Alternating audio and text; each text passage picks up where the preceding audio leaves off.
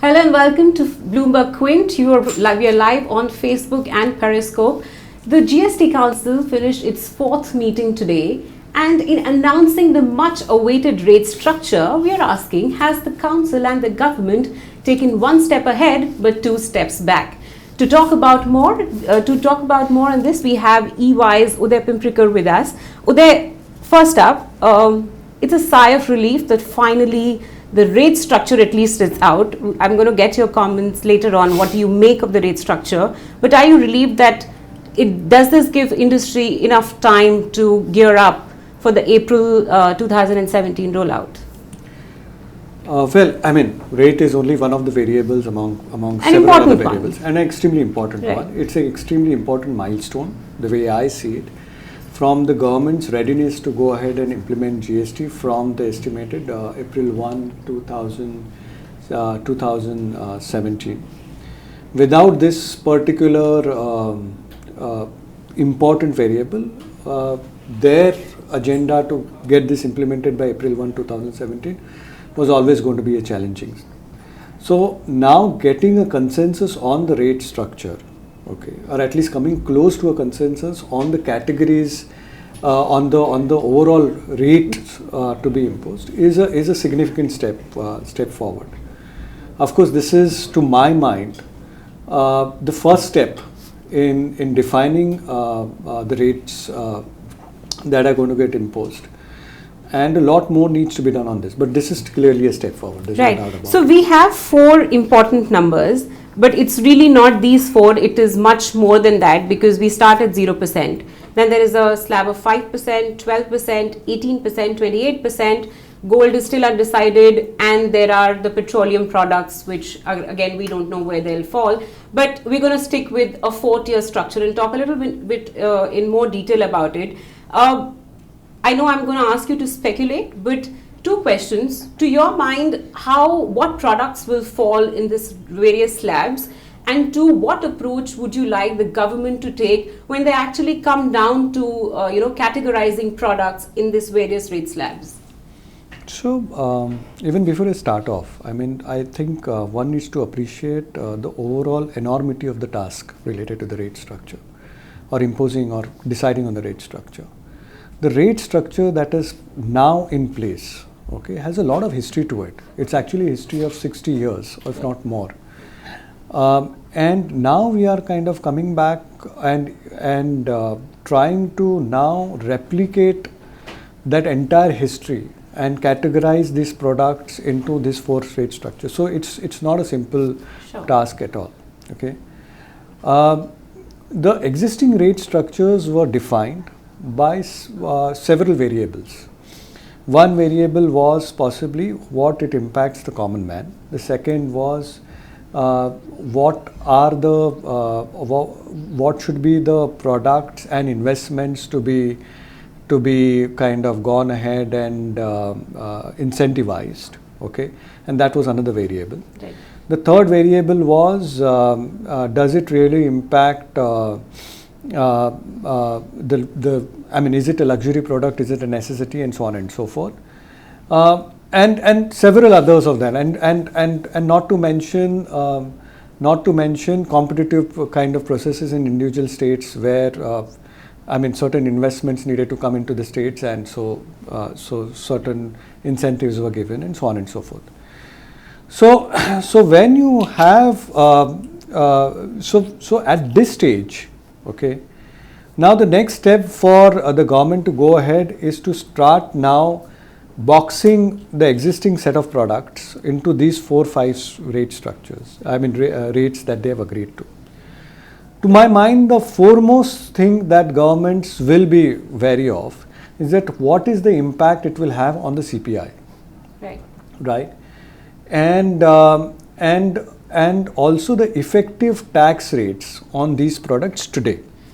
But Mr. Jaitley mentioned, right, that the 0% tax slab will be applicable to what, 50% of the CPI basket? Yeah, and so I mean, even the today's rate structures were actually kind of driven by, to some extent, what is the impact on the CPI, what's the impact on the common man. Okay, and to that extent, yes, okay, the 0% or the exempted rate will continue even in future. Okay. There are certain rates, certain products which are at around effective rate at around 3, 4, 5%. To my mind, all those kind of products will go to a basket which is nearest to the existing rate that they are suffering today. Okay, so a 3 or 4% will move to 5%, and 7 and 8 will move to 12%. And so on and so forth. Right.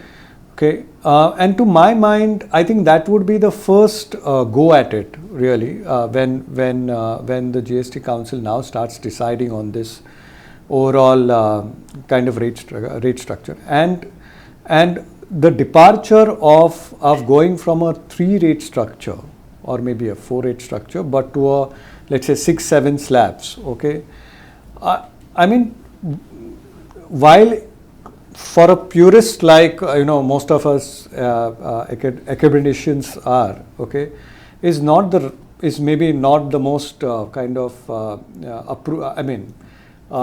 feasible or workable. I mean, it is workable, but it's not something that one would have done. But I think it should have been expected. Okay, the earlier rate structure that was recommended by the Chief Economic Advisor had the delta between the exemption and the lower rate was fairly high. And since you mentioned the Chief Economic Advisor, I would like to sort of bring in a comment from Arvind Subramaniam a while ago that the current GST rate structure as proposed by the Council today will be more than revenue neutral. So now has the GST become a revenue generation mechanism rather than a revenue neutral mechanism, to your mind? Whether the intention is to make it a revenue generation, to my mind, I think... no, the FM has been saying all along, right, that we want a revenue neutral structure. Yeah, exactly. So I don't think the intention is to make it a revenue generation kind of mechanism. The intention was always to kind of have it revenue neutral. But I think the rate structure is coming out or kind of getting proffered on account of the anxieties that both the central government and state governments feel today, because they are also kind of getting into this new tax regime with maybe not a great idea about what it's going to do to their own revenues. Okay, right. And unfortunately, the level of study that should have gone in, okay, while deciding the rate structure, ideally, nobody has the time to kind of go through. So when you have these anxieties, you obviously want to kind of err on the conservative side. I think Mr. Subramaniam's estimate that this actually will go ahead and kind of be slightly more positive rather than neutral or from a revenue perspective. I think that estimate is right, and I think if you look at his report, and I think it is a fabulous report. He assumed that the compliance coefficient, okay, or the coefficient of compliance, that the way he kind of refers it, is going to significantly increase under GST, okay, regime. The way they have gone ahead and defined the compliance mechanism, it is bound to increase, okay. And therefore the rates that were defined at that point of time are recommended by him were slightly muted. In fact, if I remember correctly, he had suggested that the coefficient of the compliance will actually increase by about 25 to 33%. Okay. And therefore, the present rate structure or the present rates that have been agreed seem to be slightly, coming out or emanating from the diffidence of both the central government and state governments on the compliance compliance going forward, and therefore they don't think that the compliance will go in. It at least appears that they don't think that the compliance will increase as much, and therefore they have gone ahead and taken this view. A 28% rate, mind you, is a very high rate. Right. Okay. Even an 18 to 20% was also a fairly high rate. Okay. Forget about the rates, 40% and all of that we are talking about.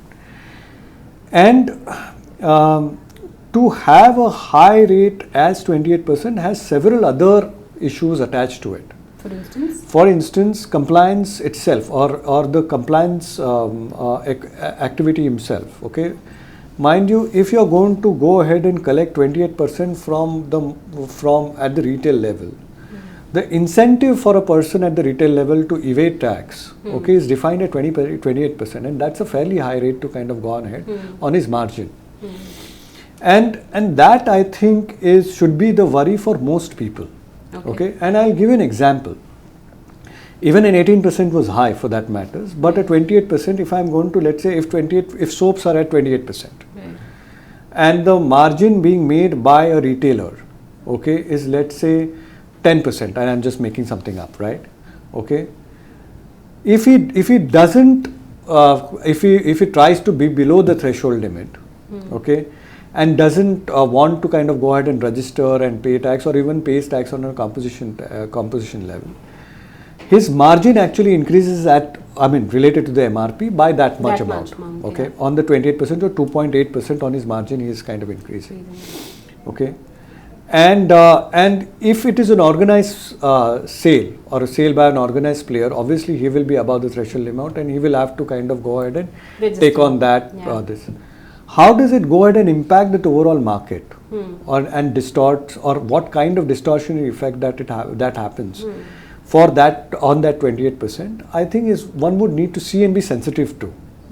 So will the approach of the government here help in terms of really looking at products that what are the essential ones? A lot of essential ones are now become routine, or rather luxury ones have become necessities.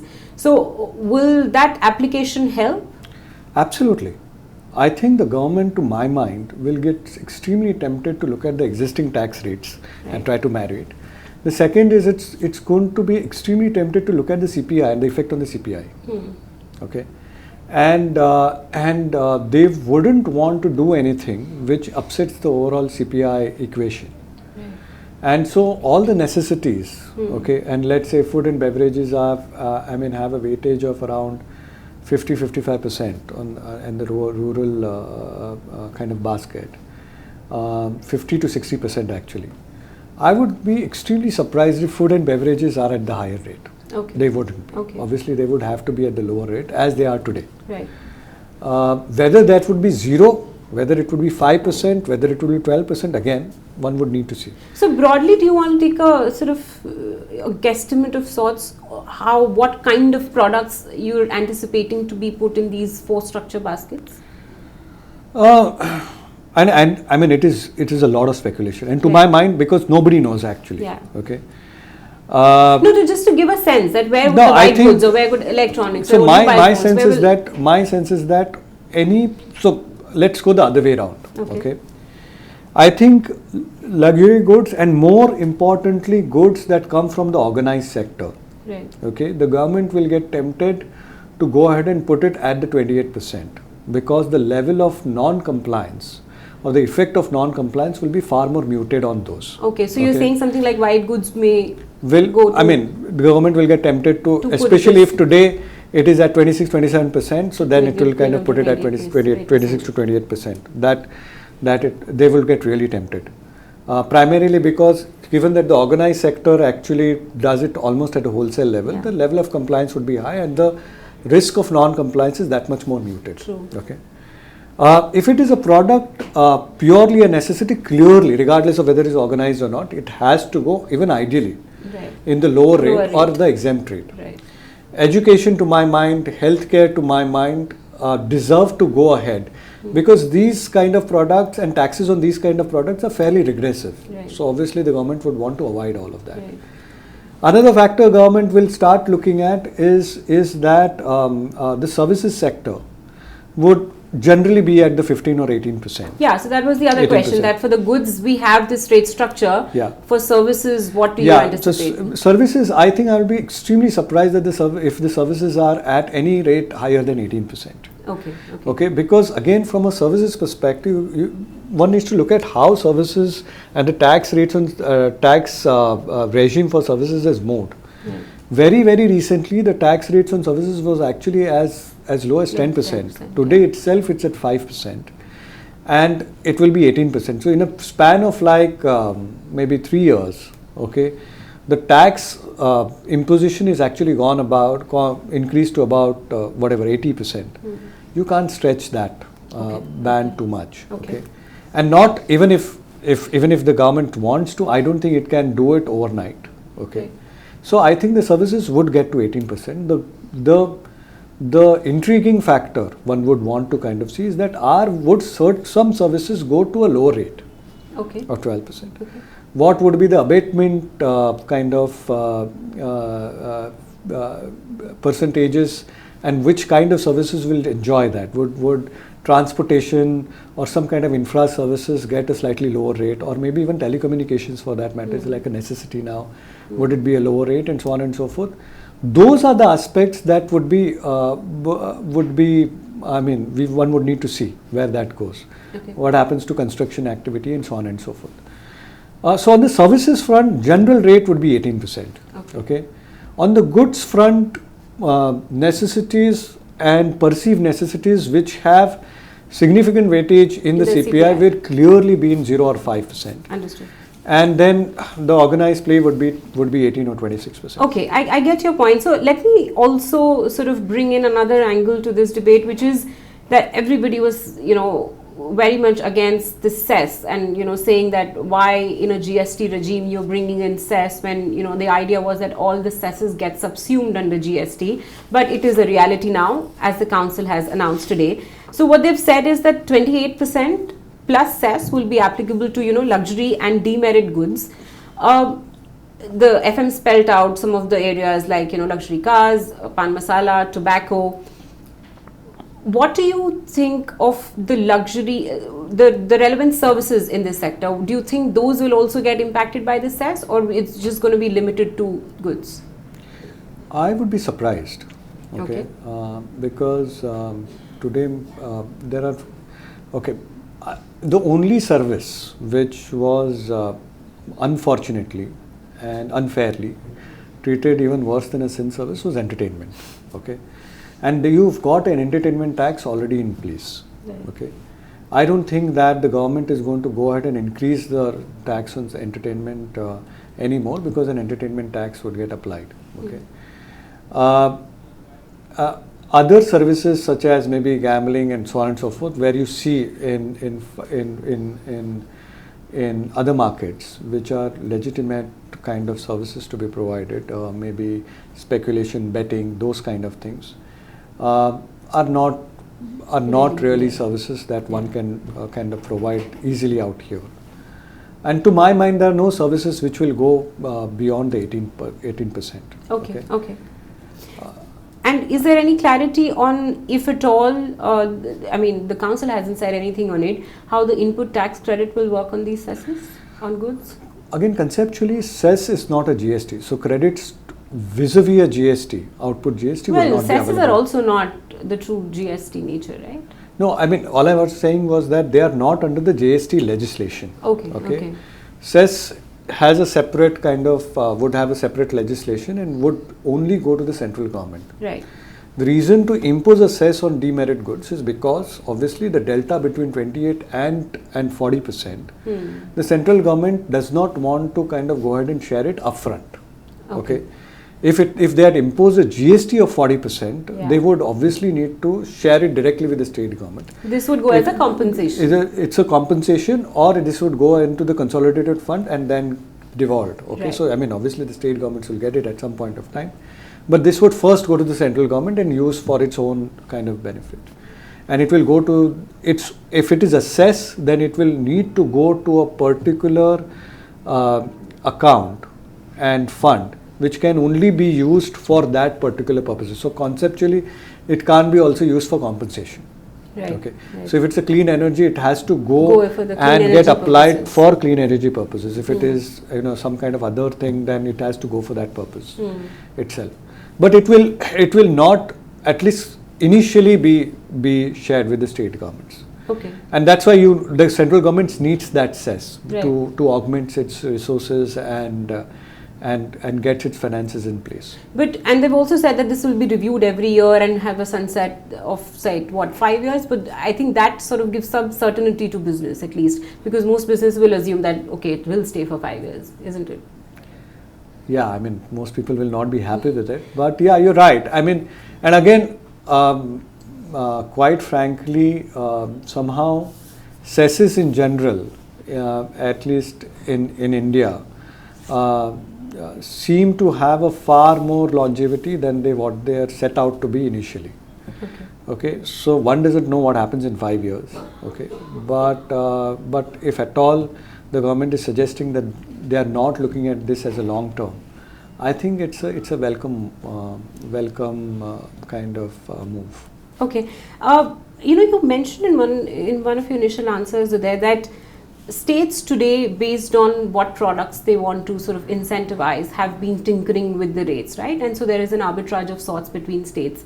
Nothing stops under the current regime also to the states that they can, move these are not set in stone rates. These are for actually states. set in stone. So the states don't have any ability now to so tinker with the floor rates will be floor rates, and the classification will get defined by the GST Council. Yeah, but it does give the ability to the states to increase it, right? To increase it. Yeah. Okay, yeah. and within a band. Right. And what we are told that the band will not get defined. Okay, or rather the GST Council will not go ahead and allow bands to be set out, at least initially. One doesn't know later on. So the states could tinker, but the ability to tinker is very, very limited, and it's on the higher side. Okay. You're right. Okay. And it's very, very limited. Okay. Okay. And while earlier they could tinker from 12% to 5%, now that was a good delta to work with, and so on and so forth. You can't do that. And so from that perspective, the states have lost a huge amount of power to do so. States will still have the power to go ahead and incentivize investment into their own geographical locations and jurisdictions by giving subsidies, by getting into incentive schemes which are actually driven by granting some dole outs or capital outlays and so on and so forth. And in fact, given that now they are entitled to impose tax on services, their ability to incentivize services sector as well as goods sector, but more so services sector, has increased significantly. Right. But the mechanism for them to kind of incentivize would be through incentive schemes, which are subsidy schemes rather than tax rates. Okay, so classification of products in this various tax slabs, clarity on what rate services would be taxed at. Give me 3 other points from what emanate from the today's announcements that industry would watch out for.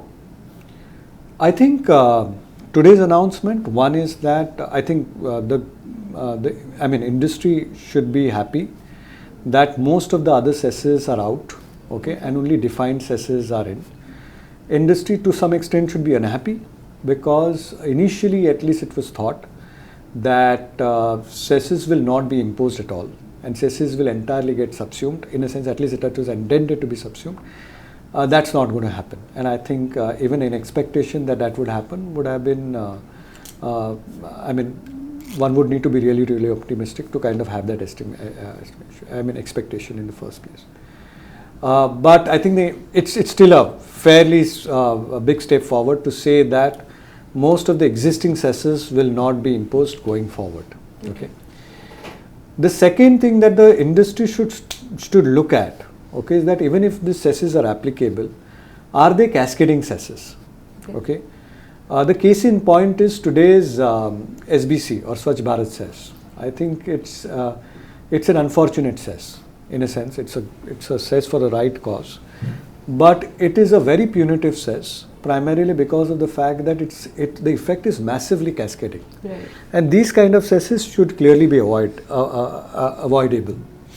If you have a cess which gets imposed at only one stage, okay, or it's available to be set off against even their own output cess kind of a thing, that is not a great cess, but it actually the distortionary effect is much lower. And so the industry should watch out what would be the credit mechanism for the cesses, and if it is not cascading, then while it is a higher tax, but it shouldn't bother so much. Okay, so that's something that the industry should think through. The third aspect is that I will be very, very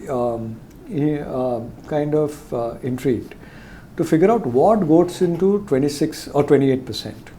Okay. the industry, to my mind, should watch out for the distortionary impact of goods that go into 28%. How does it play out in the market? How much of this impacts compliance? Okay, and how much it impacts and distorts two kinds of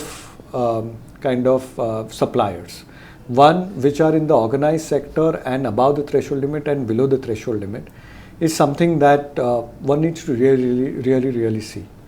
I'll give an example. I mean, those Sure. are the things that happen even for services today. Okay, when the services tax rate is only 15% today, and it will go to up to 18%. Let's say I'm a DTH player. Okay, I'm paying tax on 18%, and I'm also paying an entertainment tax. Okay, of whatever, and the average rate is maybe 9-10% for most people. Okay, and so that is an effect of 28%.